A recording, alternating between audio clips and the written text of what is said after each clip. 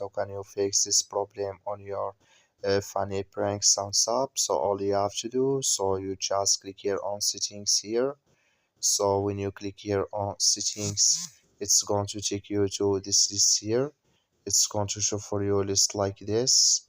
So then it's going to show for you like this. You go down here, you keep going down, then you click here on apps, then come to apps list here, and here you're looking for funny prank sounds app, or just click here on search, then here add funny prank sounds. It's going to show for you like this. Click on it, so then it's going to take you to this list here. Then all you have to do, just click on for stop, then you click on OK. So then you go down here, then you click here on storage, come to storage list here, just click on clear cache.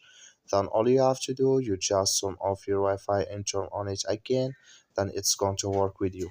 That's all you have to do. Thank you for watching. Don't forget to support us by liking, subscribing.